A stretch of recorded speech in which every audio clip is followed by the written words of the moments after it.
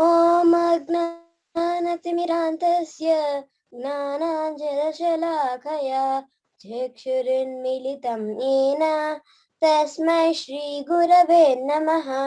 श्रीचैतन्यमनोभीष्टं स्थापितं येन भूतले स्वयं रूपा कदा मह्यं ददाति स्वपदान्तिकं।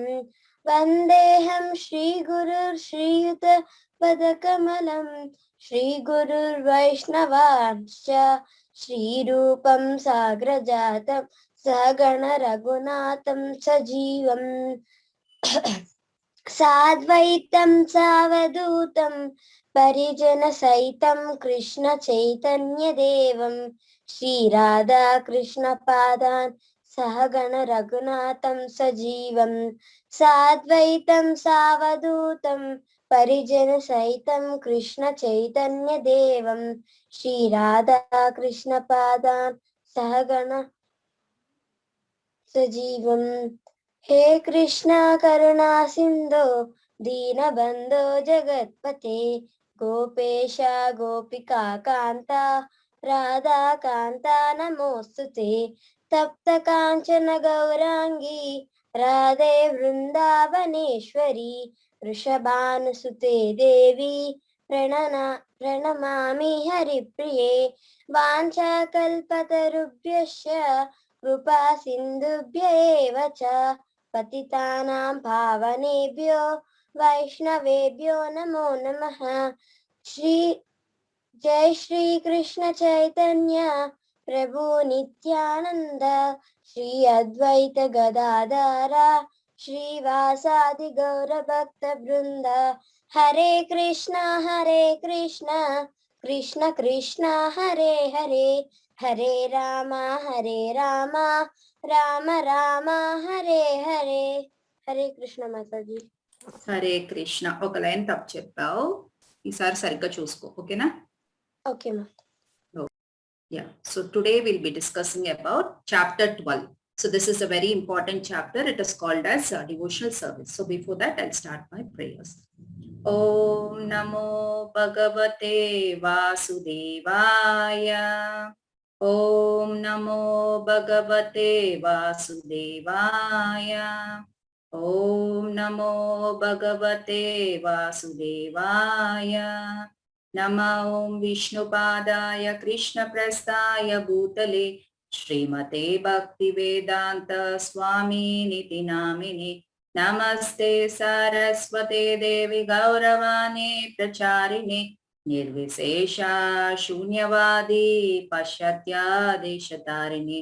Jai Shri Krishna Chaitanya Prabhu Nityananda Shri Advaita Gadadhar Shrivasadi Gaura Bhakta Vrinda. Hare Krishna Krishna Krishna Hare Hare Hare Rama Rama Rama Hare Hare. Hare Krishna. Thank you very much everyone for joining this call. So today we'll be discussing about chapter 12, which is entitled as devotional service.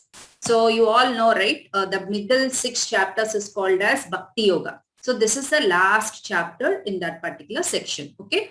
So like every week, we'll just do a quick recap of what we learned in chapter 11, the previous chapter. So chapter 11, that is the universal form. It has again 4 sections. In the first section, we discussed how actually Arjuna made a request for Krishna to show his universal form. So in the first section, we dealt with the request for universal form and what is Arjuna's state. So when this Bhagavad Gita started and what his state of mind was during that point of time. And in this chapter, we came to know that he is out of his illusion and he accepted the supremeness of the Supreme Personality of Godhead. And we know how the Lord is independent. Like we cannot order the Lord, but by our love and devotion towards him, we can request him. Okay. And then in the second section, that is the universal form, here we discussed about the universal form and how it is manifested and unmanifest. That is, the universal form is shown, that is temporary, and how it disappears. And any form of the Lord we can see only by the mercy of the Lord. And we saw how Arjuna is at an unique position. Like Arjuna already had that superior vision, but to see this universal form, Krishna gave him a celestial vision. And we also saw how the Krishna is the reservoir of all the relationships. Like we can maintain any relationship with Krishna, like a friend, like a parent. So all these relationships we can establish with Krishna.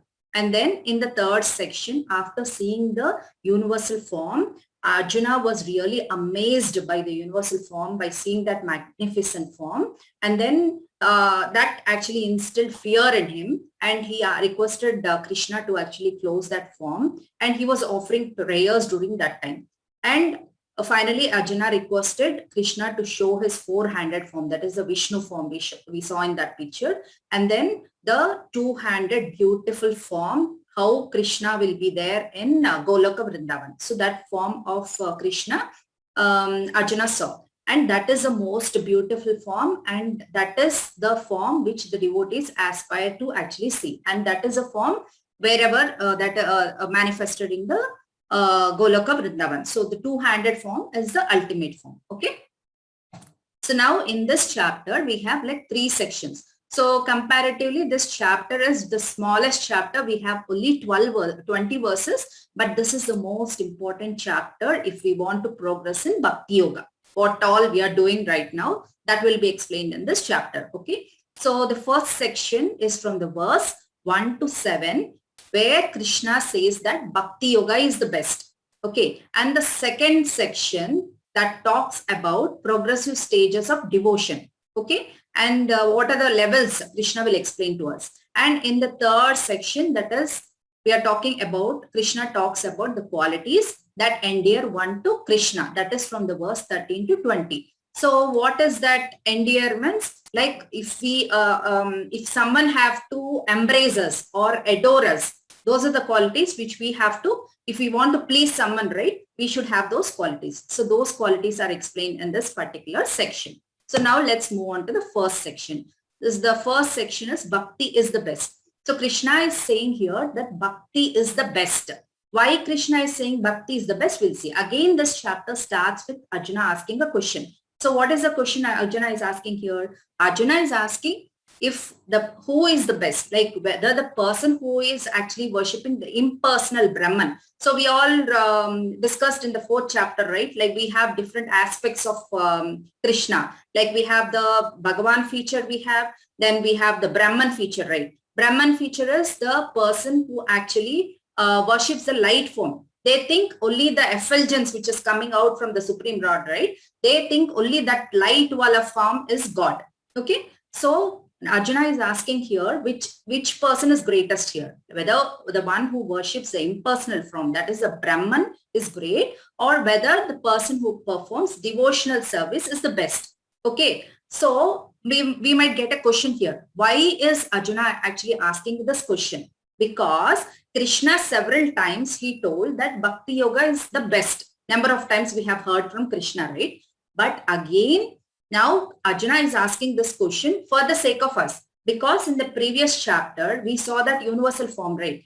By now we came to know that this particular universal form is temporary, but then there might be so many people outside who think that this is the highest form. They might think that we have to worship this universal form. So to clarify the doubts which people will have, Arjuna is asking this question on behalf of us to Krishna, and let's see what Krishna says about that. So here in this particular section, we will deal with the worshipper. Krishna is explaining about the worshipper of impersonal feature, that Brahman feature. And Krishna is saying that the devotees are perfect, and Krishna personally delivers the devotees. Okay. So first verse, I think, of this chapter. So who wants to read this one? Okay, let me give it to Siri then. Siri, can you unmute? Now it is coming, Mataji. Okay. Siri, you can take next one. Yeah, Akshay, go ahead. Shri Bhagavanu Vasha Maya Veshamano Yema. Yeah, Yukta. Akshaya, you got hung up. Okay, let's go to Siri. Siri, you can read this. Maya Veshya Mano Yema नित्ययुक्ता उपासते श्रद्धया परयोपेतास् ते मे युक्ततमा मतः. Translation: The Supreme Personality of Godhead said, "Those who fix their minds on my personal form and are always engaged in worshipping me with great and transcendental faith are considered by me to be most perfect." Very good. Thank you. So this is a very important verse where Krishna is saying that who is the best spiritualist. So one who actually worships Krishna with faith and devotion, Krishna is saying that he is the best spiritualist. So here Krishna is using the word faith. So far we came to 12th chapter, right? So do anyone have answer about what is faith? Can you define what is faith? Yes, Akshaya. Yes, Mataji. Faith means namakam తెలుసు Mataji. On whom? On whom? On Krishna and on a spiritual master.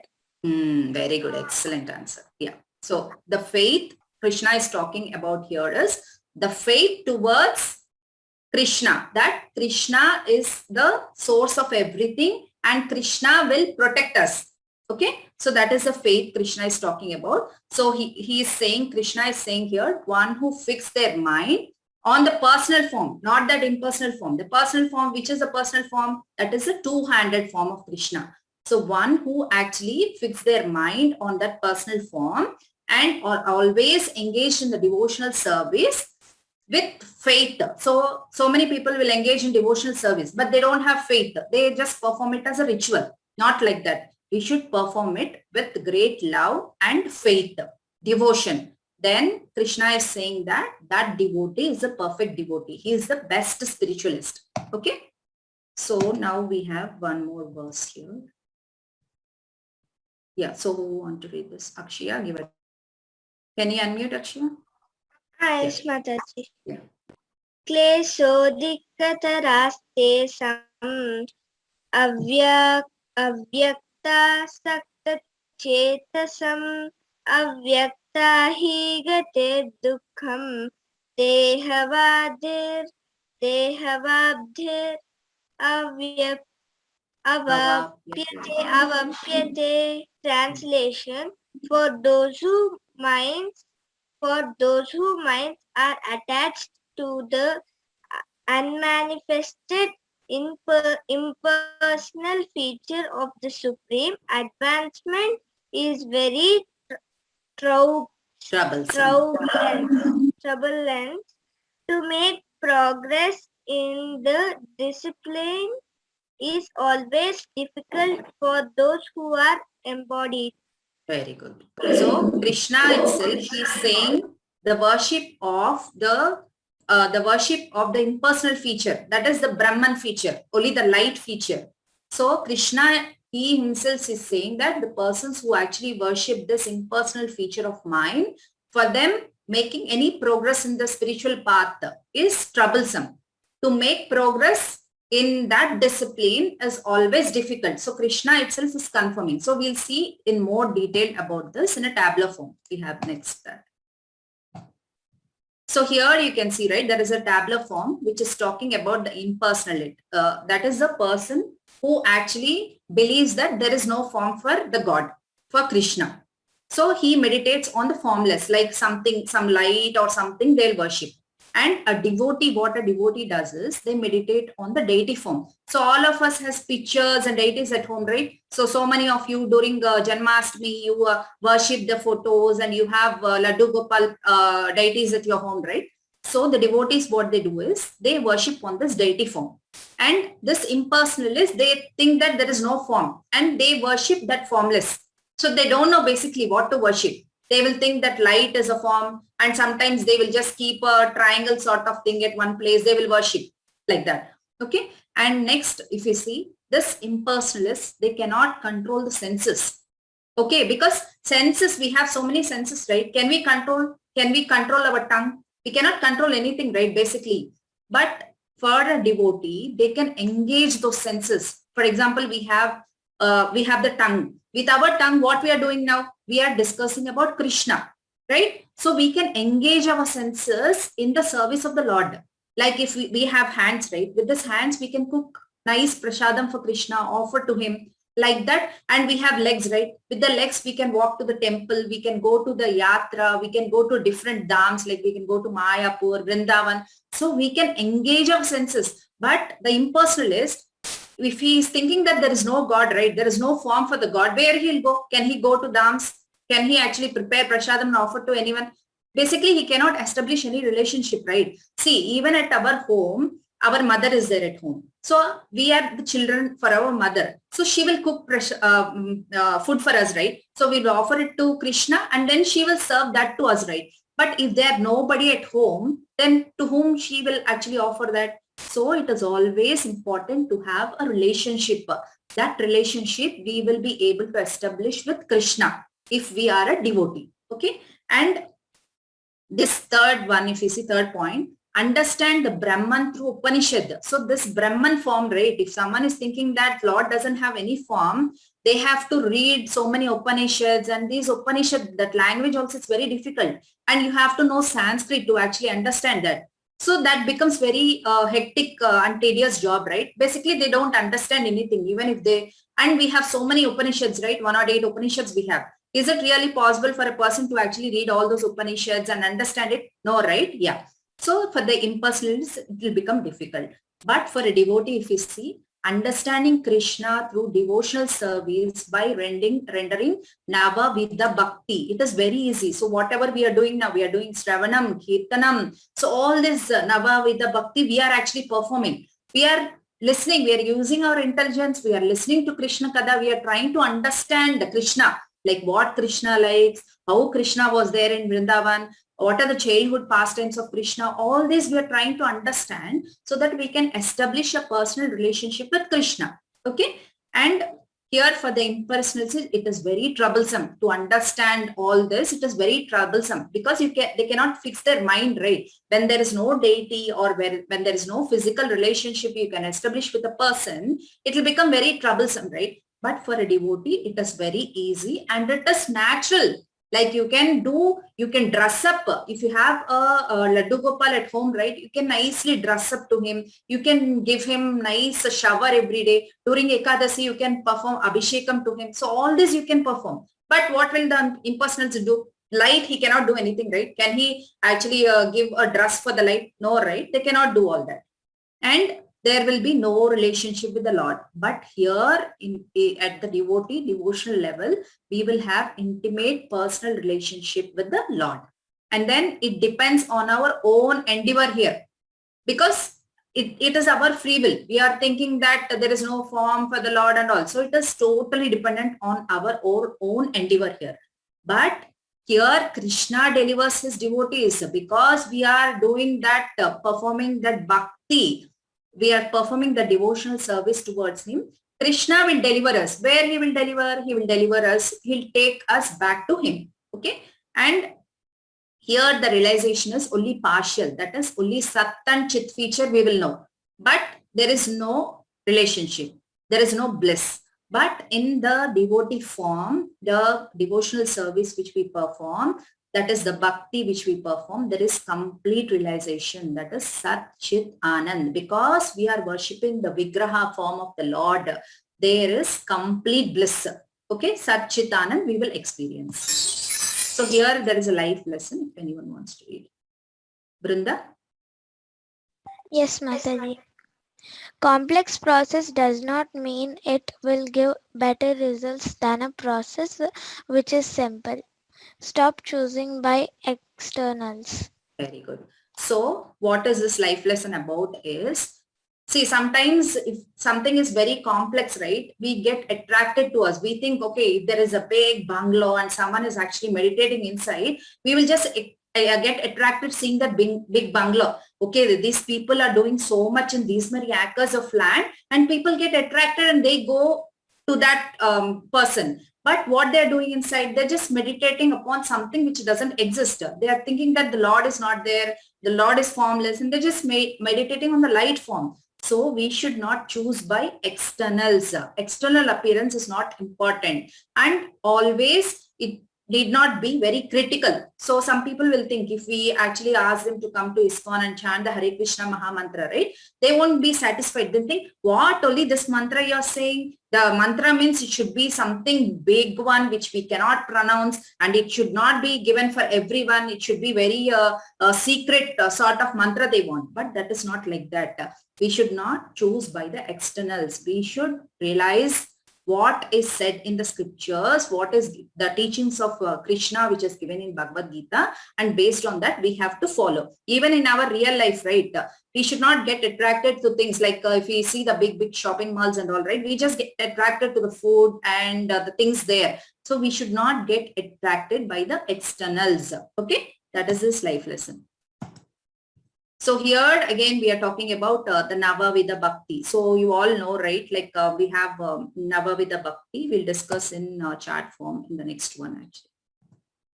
So here, right, we have like Shravanam. Shravanam means hearing about the glories of the Lord. So here the personalities, I have given just examples from the scriptures. So these actually come, some of the personalities, they come in Bhagavatam. So I'm not going to discuss anything about the details. I just gave the examples of the persons here. So Shravanam. So most of you know Parikshit Maharaj, right? So Parikshit Maharaj, he came to know that he is going to die in 7 days. So what he did in that 7 days, he actually listened to Bhagavatam 7 days, 7 nights without moving from the place. He's sitting at one place. He actually heard Bhagavatam. So that is example for Shravanam. Then Kirtanam. Kirtanam means chanting, that is glorifying the Lord. Chanting means just not chanting the Hare Krishna Mahamantra, glorifying the Lord with our tongue. So Sukadeva Goswami, we can take the example here because he was actually sitting and he was reading the Srimad Bhagavatam to Parikshit Maharaj, right? Then Vishnu Smaranam. Vishnu Smaranam means always remembering the Lord. So we can take the example of Prahlad Maharaj. All of you know Prahlad Maharaj, right? So Prahlad Maharaj, in spite of he being given so many difficulties by his own father, he never left the chanting of the Lord name Hari. Okay, how many difficulties he faced in his life, he never even cared about them, but he always was engrossed in chanting the name of Hari. Then Pada Sevanam. So Pada Sevanam means you can take Lakshmi Devi ji. That is serving the Lord's lotus feet. So Lakshmi Devi, we know, right, how chaste Devata she is, but in spite of she being at that position, she always used to serve the Lord's lotus feet. So in one of the session, Gauranga Darshan Prabhu was saying, in Golaka Vrindavan, right? So everything is like very shining and there won't be little bit of mud also. Here, if you see, right, there's so much of traffic, so much of dirt in our house. Every day we have to clean everything, right? In Golaka Vrindavan, there is not even a little dirt, but then Lakshmi Devi ji, what she used to do, with her own cloth, right? She used to clean all the steps and everything, it seems, in Golaka Vrindavan. That is actually written in scriptures. So that she is an example of Pada Sevanam. Then Archanam means deity worship. So Prithu Maharaj, he was a very pious and he's a great devotee. And the example of deity worship is Prithu Maharaj. So this all comes in Bhagavatam. We'll discuss about those pastimes later, sometime after our Bhagavad Gita. Then Vandanam. Vandanam is praying. Praying means, so if in Bhagavatam, if you see, there are number of prayers actually, beautiful prayers by Kunti Maharani, then Gajendra prayers are there. There's so many beautiful prayers in Bhagavatam. So one of the prayers example we gave here is Akrura. Then Dasyam means just executing the orders. So all of you know Ramayanam, right? So Hanumanji, he was very good at executing the orders. So Dasyam is an example given here as Hanumanji. Then Sakyam. Sakya means friend. So serving as a friend. So we all know, right, how Arjuna is a dear friend to Krishna from the beginning of Bhagavad Gita. So we gave that example here. And Atma Nivedanam means complete surrender. So there is a pastime of Bali Maharaj in Bhagavatam. So complete surrender, we can take the example of Bali Maharaj. Okay. So these are the Navavida Bhakti, which we have to perform to actually progress in our devotional life. So here, there is one more verse if someone wants to read. Vrunda, you want to? Yes, Mataji. Yeah. तेषामहं समुद्धर्ता मृत्यु समसार सागर भवामि न Partha maya aveshita Translation. Having fixed their minds upon me, O son of Pratha, for them I am the swift deliverer from the ocean of birth and death. Very good. So what is Krishna saying here? Krishna is saying that he quickly delivers his devotees. So here if you see samsara sagaram, Krishna is saying samsara sagaram means this whatever we are in this material world, whatever our position is in this material world, he is saying that, O son of Pritha, having fixed, if one fixes the mind upon me, the samsara sagar means he will deliver us from this ocean of birth and death. So we already heard in Bhagavad Gita some concepts, right? They actually keep coming. So earlier Krishna one time he told that he will deliver his devotees in one of the verse in 9th chapter. Do anyone remember that one? That is a very important verse. I think you learned in SSP also. Do anyone remember that? You can raise your hand. Harshit? Yes, Harshit. Yes. Mataji,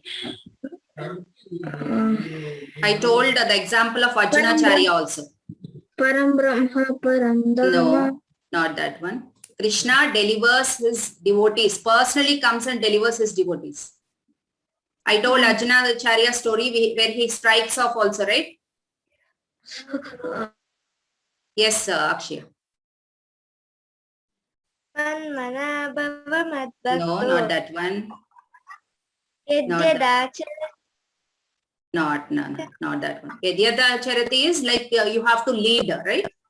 You should be an example to others. That is Yadyata charati. Who else know that? See, some concepts, right? They're very important that we have to remember. Okay, Harshit got it back now. Yeah, Harshit, right. Mataji, is it Ananya's Chintayan? Yes, yes, yes. Ananya's Chintayanto Mami Jana Paryupasate te Nityabhiyuktanam Yogakshemam Vahamyaham. Very good. So here Krishna said, right, Yogakshemam Vahamyaham. So he will personally deliver his devotees, right? So again Krishna is giving that guarantee to us that he will quickly deliver his devotees. Okay? Yeah. So now let's go to the next one. Okay. So here related to that, we'll discuss about one pastime. So there is a person called Bhima. So this Bhima is not the one we have in Pandavas, right? So this is another Bhima. So this Bhima lives in Tirupati. So he has a little garden and this Bhima is basically a potter. So you know, right, they'll make these earthen pots and everyone. He's basically a potter and he always works in clay, mud basically. So he has a small garden of flowers and every day he used to take that flowers and offer to Lord Balaji. So because his profession is what? He's a potter, right? So he always works with mud. Although he is clean by himself, but still because of his work, his clothes get dirty and even the garden becomes dirty with all this mud and everything. So he used to offer that flowers, but because his hands are dirty, his dress is dirty, even the flowers used to become dirty. So he used to offer all these flowers to the Lord.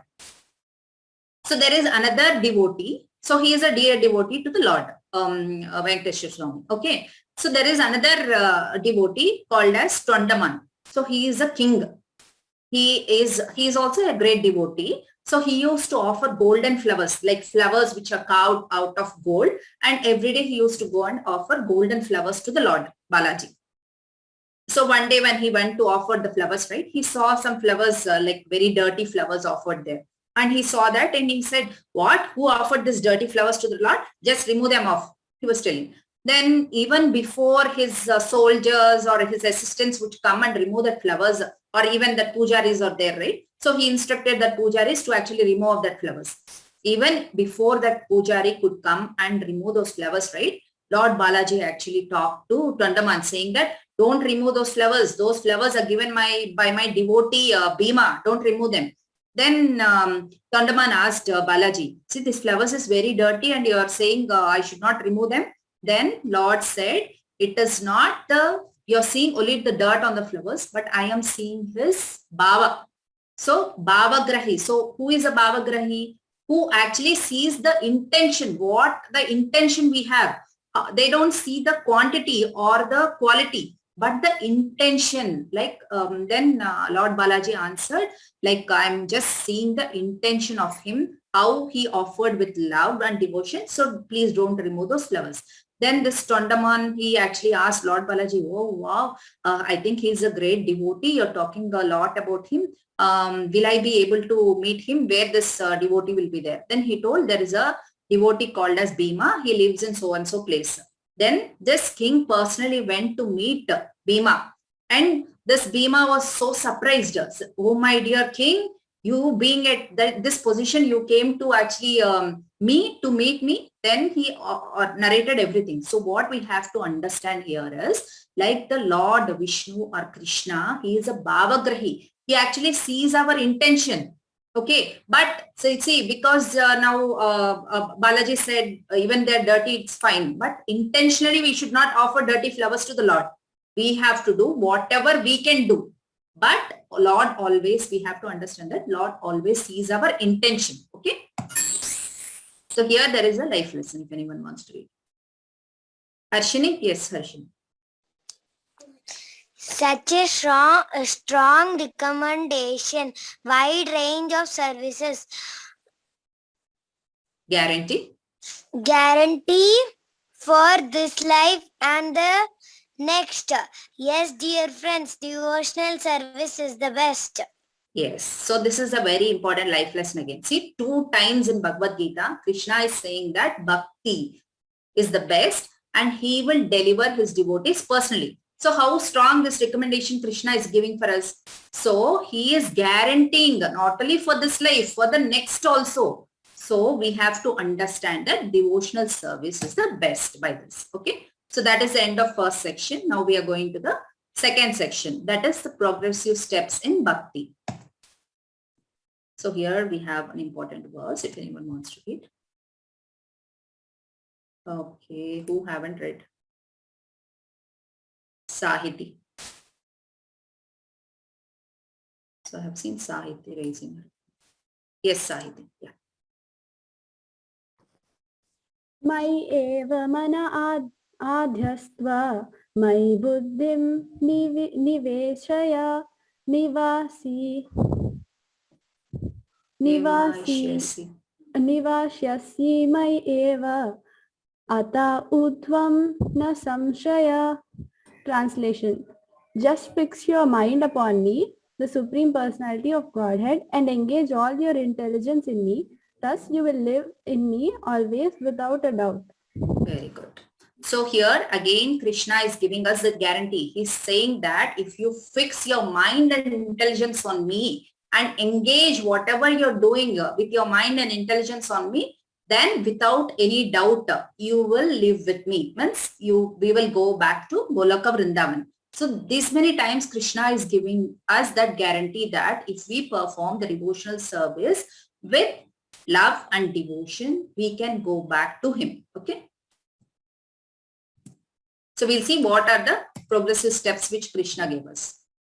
So here you can see, right? Like Krishna is saying the progressive levels are, first is mind. Mind means we have to always think of Krishna. See, in one of the verse, Arjuna was saying that Krishna, I cannot control the mind. I can even control the wind. What did Krishna say there? Arjuna say there? Chanchalam hi mana Krishna. This mind is so chanchalam that it is very flickering. I can control the wind, but not the mind. So what is the first level Krishna is giving is like, always think of me. So we have to use our mind to think of Krishna, right? So that is the first level. So if you are not able to do that level, at least do the second. So what is that second? Second, he's saying intelligence. fix your intelligence on me. See, now we are actually listening to Bhagavad Gita, and I am actually discussing about Bhagavad Gita. So I am actually using my intelligence to actually say something what I know. Okay, and you all are using your intelligence to understand it, right? So it is basically hearing. So the second level Krishna is saying is, use your intelligence to actually fix your mind intelligence on me. Fix your intelligence on me. And then if that is also not possible, like mind intelligence is not possible, then he is talking about the senses. So we have senses, right? Work for me. Like, for example, earlier we were talking, right? Like, I have hands. Maybe I can prepare a very beautiful garland for Krishna. Maybe I can cook a very good prasadam for Krishna. So I can actually use my legs to actually walk to the temple or dham. I can use my eyes to actually see the deity form of Krishna. Like this, we can engage our senses. So he's saying, work for me. So this is very important here, subject in this particular chapter. We have to understand this with attention. So all of you just understand what we are talking about here. So first is mind. Always think of me. Like, for example, we all are chanting, right? All of you also are beautifully chanting every day. So when we are chanting, right, we have to focus our mind on Krishna. Like if I say, right, Hare Krishna, Krishna Krishna, Hare Hare, Hare Rama, Rama Rama, Hare Hare. When we are chanting like this, right, our mind goes towards somewhere, like someone might come, someone might actually ring our bell. So this mind actually agitates that side and this side, right? So we can take the example of chanting here. When we wanted to fix your mind on chanting. For example, let's take mind as like chanting for maybe 2 hours. And let's take the intelligence, like you are all listening to Bhagavad Gita, Krishna Katha and everything like 1.5 hours like that, right? Let's take the example of intelligence. And for senses, like you can prepare any good delicacy for Krishna. You can actually dress up Krishna like, for example, if there is any festival coming, you can actually do Abhishek for Krishna, all of those. So in this three, what do you think is easy to perform actually? Whether it is doing chanting, whether it is listening to Bhagavad Gita, Krishna Katha, or whether it is like performing any service, like preparing a garland or doing some stitching a beautiful dress for Krishna. See, for example, Brunda, right? She actually stitched by herself. She actually stitched this bead bag will be there, right? She actually stitched by herself. So that is also service for Krishna, right? So which one do you think is easy to perform actually? So Akshaya, yes. Mataji, for devotees, 3 also easy, Mataji. But for who is in personal, 3 also are difficult, Mataji. Very good answer. Yes, Harshit, yeah. Mataji, doing chanting is easy. Doing chanting is easy. So you are an exalted devotee. Excellent. Very good. Yeah. Any more answers I want to hear from all of you? Any more answers? You can give anything. Anything you can choose. Whichever you think is the easiest for you. Harshini, what is your answer? Ma'am, my answer is we can offer prasadam for Krishna, and we can offer prasadam for Krishna. That's it, ma'am. Very good. That is easy for you. Good. Brinda? Yes, ma'am. Anything is easy when we do with love towards Krishna. Excellent answer. Yes. Excellent. Yeah. Anyone else want to answer? Who haven't answered? Vanshika Srinika? Yeah. Mataji, hearing about Krishna and chatting about Krishna is easy, and offering is also easy, Mataji, for devotees. Very good. Very good. You all are very good devotees and you are following Bhagavad Gita very nicely. That's why you have all these excellent answers. Very good. I'm really happy to hear all your answers. Very nice. Yeah. So, as you all said, Acharyas, like, they have given us all these 3 processes. For any other, like Akshaya said, for any other impersonalist or any other person, it might be difficult to perform all these 3. But our Acharya, right, Srila Prabhupada, yesterday you have heard about him, right?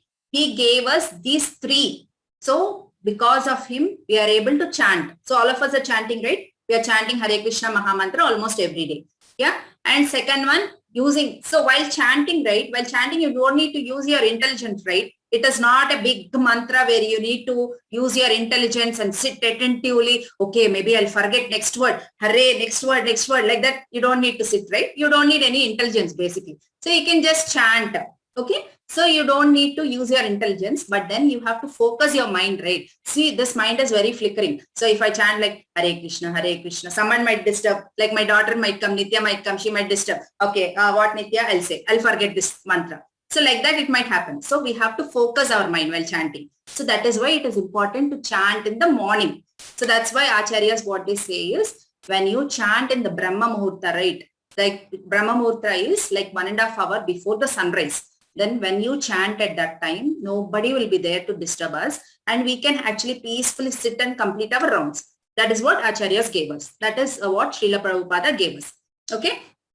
Then intelligence. So this intelligence, right, when we are hearing to this class, right, we have to use some intelligence to actually absorb something into our mind, right? So without using our intelligence carelessly, if you listen, right, we don't basically absorb anything into our mind.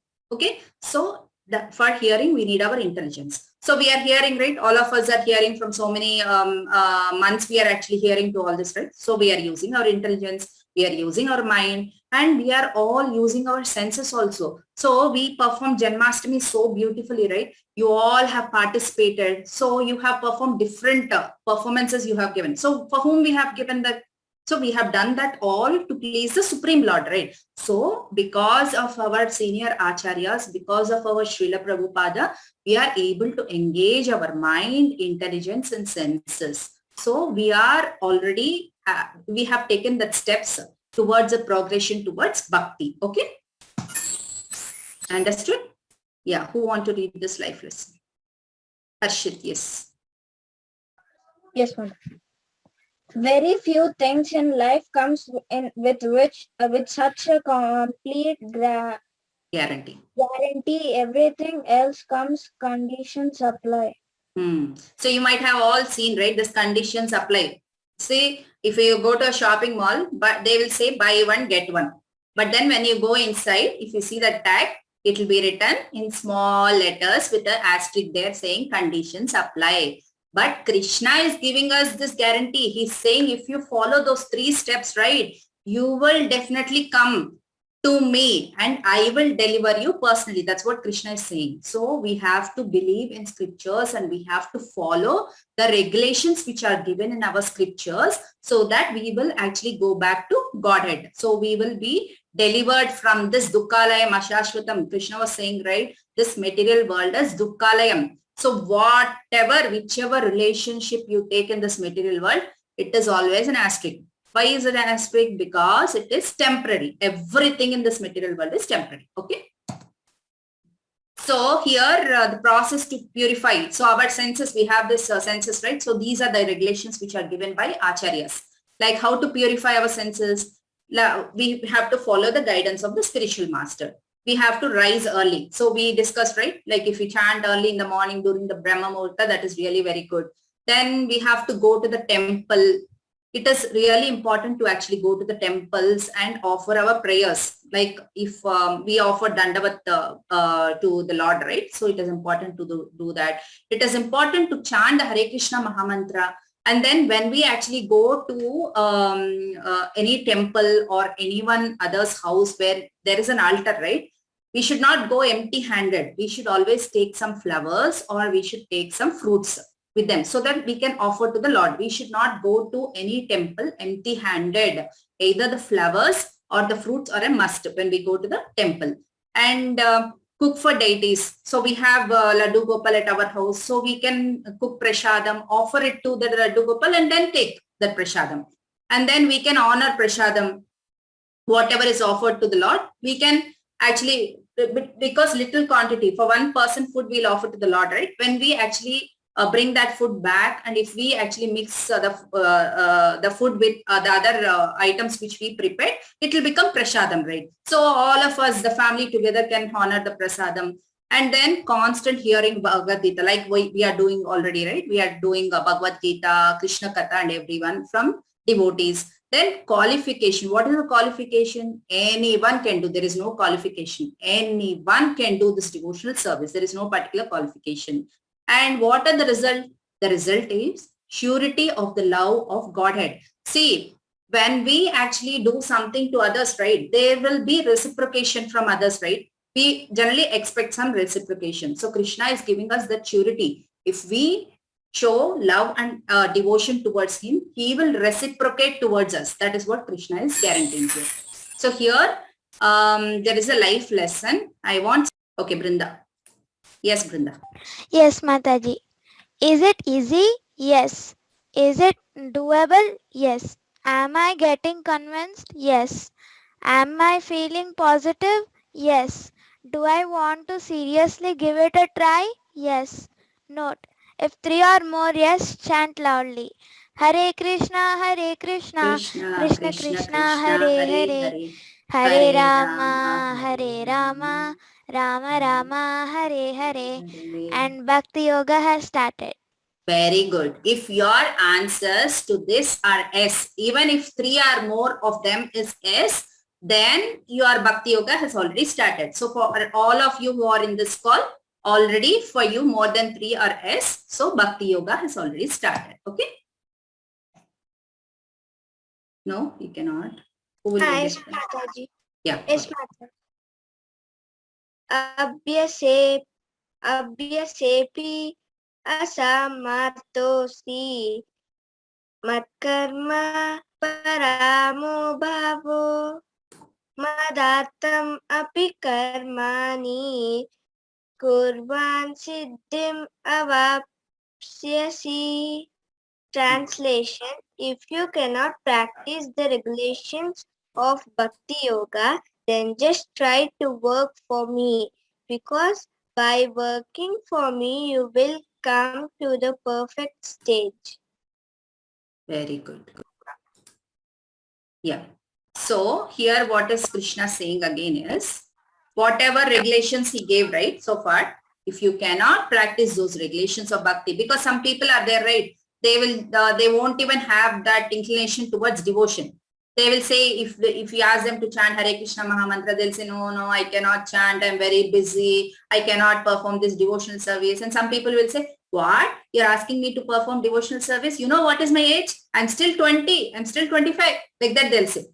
They'll say, after 60s, we have to perform this devotional service. They'll say, see, in this age, you want me to perform devotional service? No, I don't want to do that. So for this people, what Krishna is saying is, if you cannot practice the regulations of bhakti, then just work for me. How can we work for Krishna? See, there's some people, right? They might be so rich and all. So these people, they don't perform any bhakti, but then they give a lot of charity to the temples. They donate to the temples.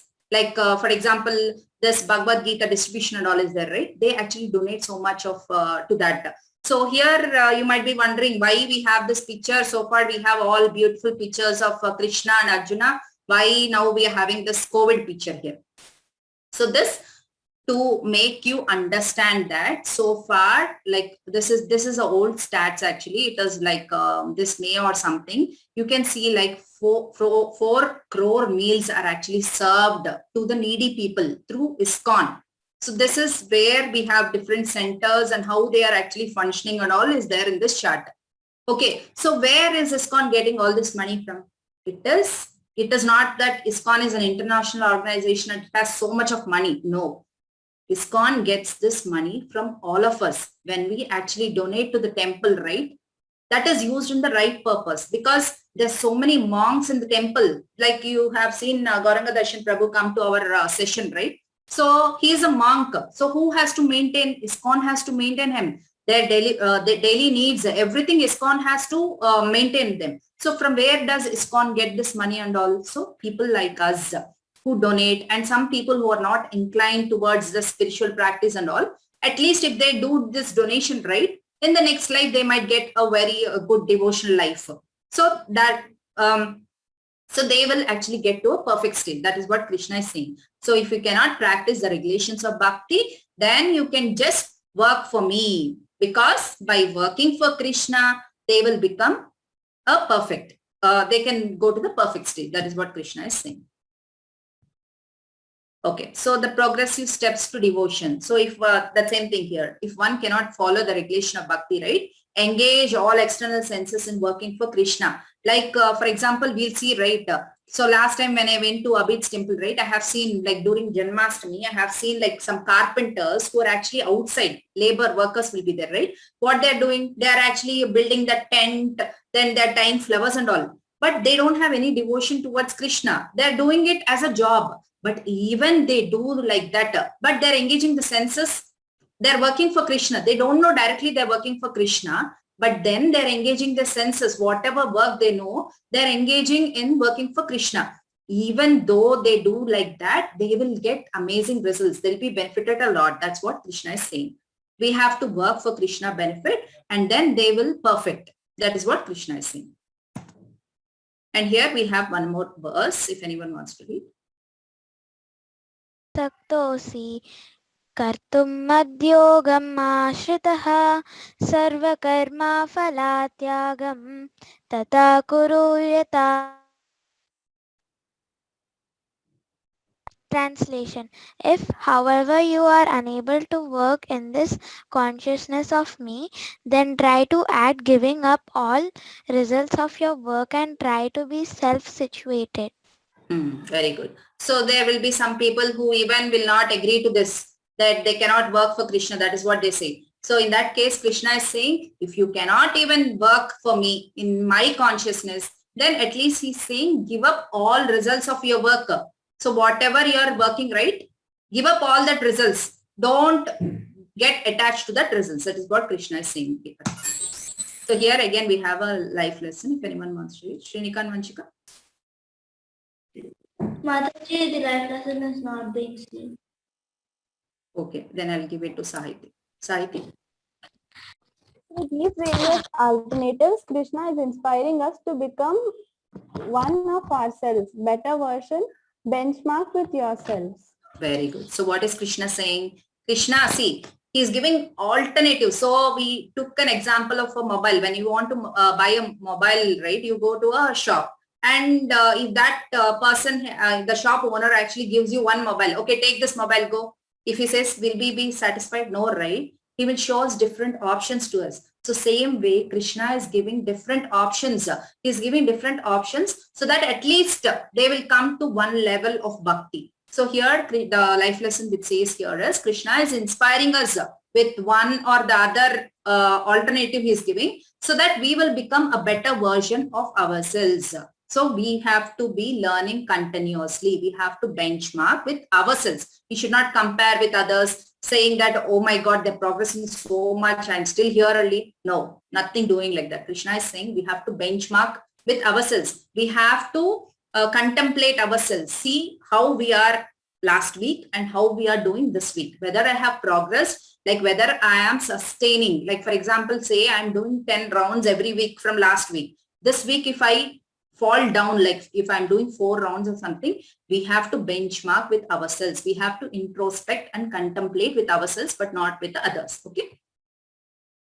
So now we are going to the last section. What is the quality that endear one to Krishna? So endear means what? We'll become very dear devotee to Krishna. So what are those qualities? Let's discuss. So this is the last section of this chapter. So here in this section, we will be discussing, so here we don't have any verses. We'll just discuss about the qualities. There are about 20 qualities. I'm not going to discuss all these qualities because our session is short, right? So here in the first section, we'll discuss about what will be our attitude towards oneself and dealing with other living entities. What is the reaction when things happen to the devotees and what their dealings with the Lord will be there. So the first slide.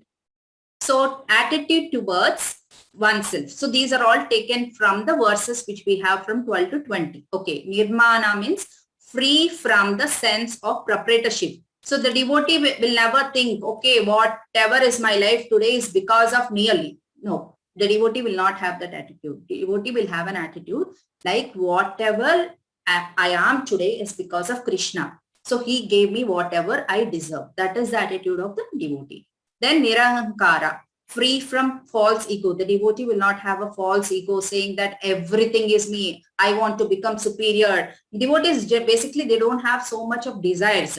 Like, I want to become a top in this world. I want to become a hall of fame in this world. No, devotees will not have like that. Okay. Then gata vyataha, free from all distress. See, happiness and distress we already discussed, right? So the devotee will not feel very depressed when something bad happens, or he might not be very elated when something good happens. Okay. Sarva aramba parityagi means free from all endeavors. So he will not be basically attached to everything. That is the attitude towards oneself. Now we have dealings with other entities. Okay. So adveshta means non-envious. So we have already been listening about Arjuna, how he is non-envious and how he got this transcendental knowledge. So the devotee will be non-envious. Even if others are better than him, he will try to take them as an example and improve himself, but he will not be envious. Then sama shatru mitru, equal to friends and enemies. So devotees will not basically take any offense with other devotees or other people basically. They will treat them, everyone, with equal vision. And yudasina means without care. Without care means it is not like being very careless. No.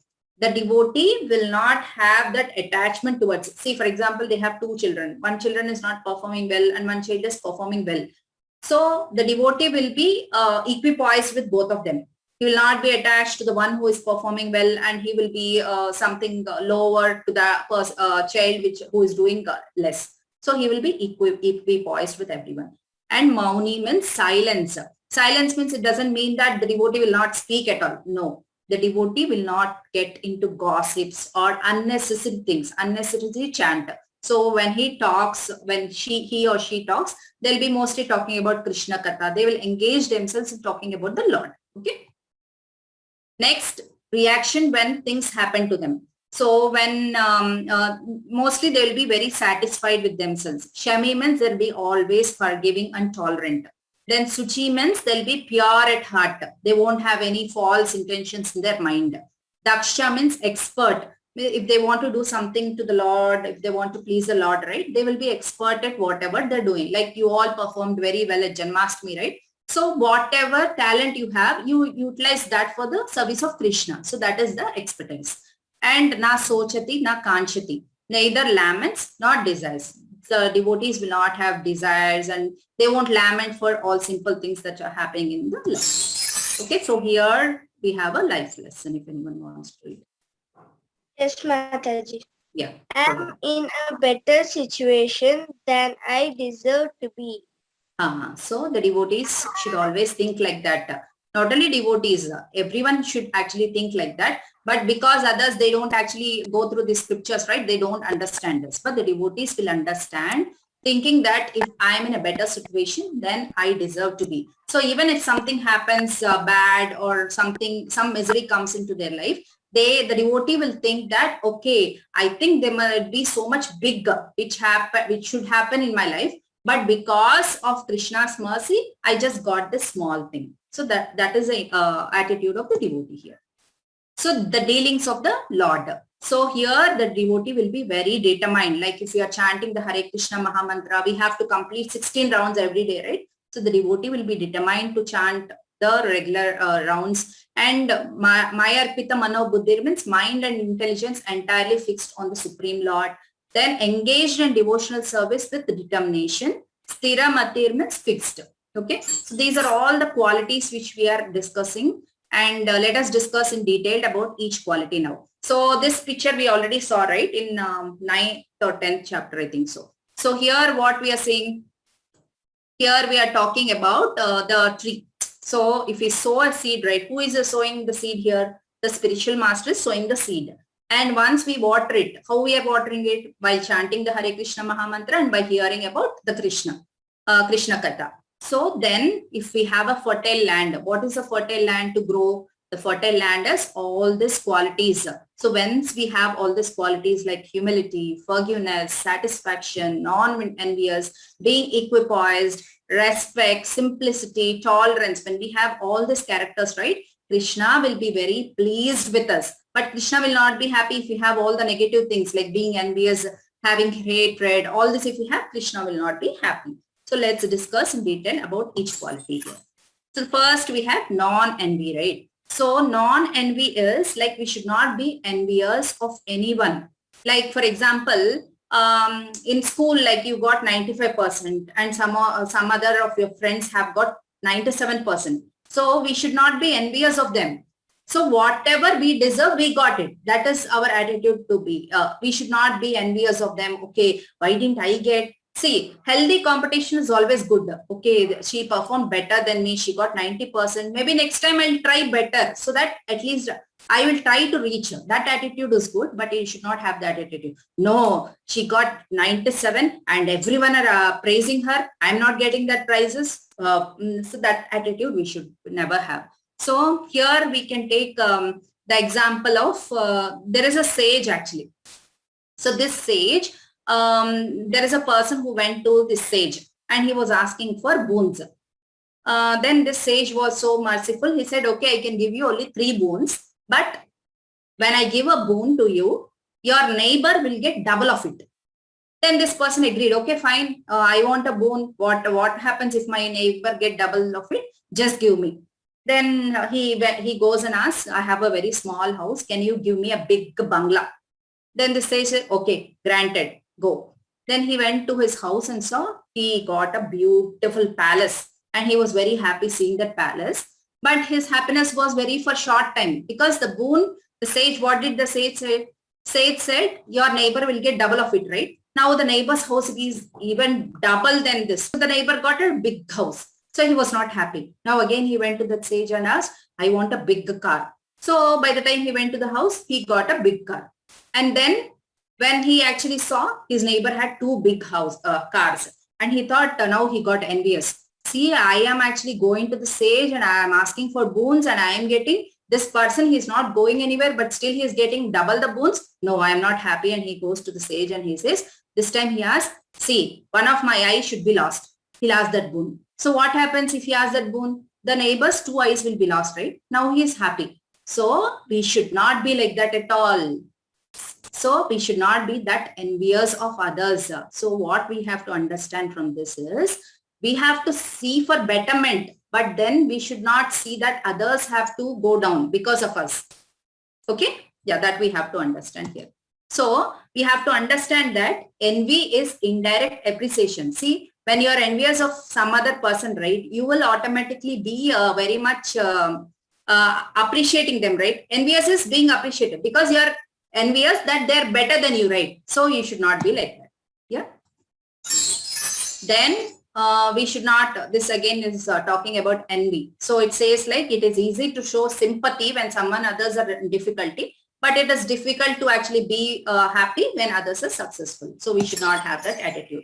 Then next in Vaikuntha planet, right? Even the birds or the trees, they won't be envious, it seems. Even those will not have envy. Then we should be a very good friend to everyone. We should be friendly to everyone. So this is one quality. And we should be kind to everyone. Okay. So kindness, we have a story here, like a lion and a rat. So this lion and a rat, right? You all know this story, I think, already. So once the lion was sleeping and the rat is jumping on the lion and everything. So suddenly this lion got her and she caught hold of that rat. Hey, what are you doing? I'll kill you now, it was saying. Then this rat said, no, don't kill me. Next time when you are in any distress or something, I'll help you. Then the lion said, I am the king of the jungle. What are you going to help me? But it was so kind, it finally left the rat not doing anything. Then after some days, right, this lion got caged by a hunter. And the hunter is, in some time, the hunter is about to come. But this rat saw that lion and this rat thought, okay, last time you were so kind to me. Now I'm going to help you. And it actually bit all that threads, right? And it saved the lion. So this is kindness. If we be kind to others, right, automatically, even if they're enemies to us, their mind will melt. Okay, that is what we have to understand. And we have to give up false ego. So false ego, there's so many examples. We'll discuss about a story here. So once there was a very arrogant king who thinks that I have everything in this world. Then there is a wise sage who actually came to the king. And this sage, he bought a cup, small sort of dish which he has, right? He said, this king said, I have so much of charity, I can give everything in this world. Then this sage said, I have just this small bowl. So whatever you give, you just fill me in this bowl. Then the king thought, oh, this bowl is so small and you're telling me to fill this. And he bought so many diamonds, gold, everything he's bringing. And he's pouring in that cup. And what is happening is everything is getting absorbed into it. It is like a mystical bowl. So everything is going inside. They're bringing, everything is going inside. Everything, the kingdom was looted into that small bowl. Then the king was so distressed and he went to that sage and said, oh my dear sage, what is happening? What is this bowl? He's asking, what is this bowl made of? Is it like stainless steel or gold or silver? He's asking like that. Then the sage said, this bowl is false ego. So what we have to understand here is, if we have false ego, how much ever you feed, how much ever you give, you won't be satisfied. That's why we should not have false ego. Okay. And then forgiveness. So we should actually be forgiveful. We should not take a grudge on anyone. See, last time you did like this, right? I'm going to do this to you. No, we should not have that attitude. Okay, we should be forgiveful. So here for forgiveness, we can see the example from Ramayana. So all of you know Vibhishana, right? So he is the brother of Ravana. So Vibhishana is a very good person. Although he is born in a demonic family, he is a very good person. And he even warned Ravana that you should not take Sita like that. You go and give Sita back to Ram. But he did not listen to Vibhishana. Then he actually put Vibhishana out of his kingdom. Then just before Rama is going to fight with Ravana, Vibhishana came to Rama. Then Vibhishana said, I want to be your friend. I actually warned my brother, but he's not listening to me. And he actually abducted me from the kingdom. So I came here to be your friend. Then Lord Ramachandra, he asked Sugriva. Sugriva is, you know, the kingdom of monkeys is there, right? He is the commander for that monkeys. So he asked Sugriva, should we actually let Vibhishana be our friend? Then Sugriva said, no, we should not let him. He's a demon. He came from the demonic family. Now that he knows that we are going for war against Ravana, maybe he came here to actually leak our secrets, our army secrets and everything. Then Hanumanji was there. Ramachandra asked Hanuman, do we actually make Vibhishana our friend? Then Hanuman, because he already went to Lanka, right? So he saw Vibhishana that time. So Hanumanji said, yes, Vibhishana is very good. We can let him be our friend. Then Rama, he actually gave his final verdict. What Ramachandra said is, you are talking about Vibhishana. Even now, if Ravana comes to me and asks for forgiveness, I will forgive Ravana itself. So we have to understand here how the Lord is merciful. To that degree, the Lord is merciful. That we have to understand. So we should be forgiveful. We should not have any grudges in our mind against anything that happens in our life. Okay, we should be forgiving. So tolerance. So forgiveness and tolerance are inseparable, because if we forgive, automatically tolerance will come to us. Okay, we'll be able to tolerate. Then satisfaction. So I have some other stories for each of them, but today I have limited time. I have to leave. That's why I'm just giving you the words. Next chapter is quite small. So I'll cover some of the stories in the next session. Okay. So cleanliness. So these are all important. So out of the 20 qualities, I took all the important qualities. And if we actually inculcate these qualities in our day-to-day life, we will be perfected in devotional life as well as our material life. Okay. Yeah. So here we have a life lesson if anyone wants to read. Harshit, yes. Avakshya Rakshibe Krishna will always protect. Very good. So this is a life lesson. So we have to understand that Krishna will always protect us. That is the faith we should have. Okay. So I think this is the last verse of the chapter if anyone wants to read. Who wants to read this verse? Vrinda, yes. Yes, Mataji. Ye to dharmamritam nidam yetoktam pariyupasate shraddhadana matparama bhaktaste tiva me priya. Translation: those who follow this imperishable path of devotional service and who completely engage themselves with faith, making me the supreme goal, very dear to me. Very good. So again, Krishna is giving us that guarantee. Whoever actually inculcates these qualities, whichever he mentioned so far, and if they follow this devotional service and engage themselves with full faith on to making him the supreme goal, then he's saying those are very dear to me. So here we have a life lesson if anyone wants to read. Yamini? Mataji, Yeah, go ahead. like the Unplugged lamp. unplugged lamp may look attractive but has no utility. Utility. Similarly, good qualities may make one appear a nice person, but it would not have any spiritual utility unless Connected. to the Supreme. Very good. So this is very important life lesson. See, there is a very beautiful lamp, but then it is not plugged in. Is it of any use? No, right? Although it is beautiful, but if it doesn't serve the purpose, what is the use of having that? So Krishna is saying here, although you have inculcated all these good qualities, but you are not connected to the spiritual path, then it is of no use. That is what Krishna is saying, that we have to understand here. So I think we are done. Yeah. So this is the summary of this chapter. We'll quickly do a summary. So here we have only 3 sections. We have only 20 verses in this particular chapter. Bhakti is the best from verse 1 to 7, where we discussed about the people who worship Krishna, that is people who are in devotional service, and people who worship the impersonal Brahman. And Krishna actually said that the devotees, that is the Bhakti is the best. One who performs the devotional service are the best. And then Krishna said he will deliver his devotees personally.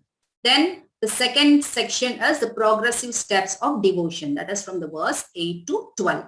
That is here there are 3 levels. That is mind, intelligence and senses. When we actually engage our mind, intelligence and senses in the Supreme Lord, then automatically we will progress in the devotional path. And then the last section, that is qualities that endear one to Krishna, qualities that make us very dear to Krishna. So we discussed about forgiveness, we have discussed about tolerance, we have discussed about cleanliness, we have discussed about false ego. So all these qualities, if we actually inculcate and we don't have any envious nature, we don't have false ego, then Krishna, he will be very dear to us. He will actually reciprocate when we inculcate this qualities. So Krishna told finally that one who actually inculcate all these qualities within themselves are very dear to him. Okay. So that is the end of this chapter. Thank you so much for joining this call. Grandraj Srimad Bhagavad Gita ki jai. Srila Prabhupada ki jai. Hare Krishna.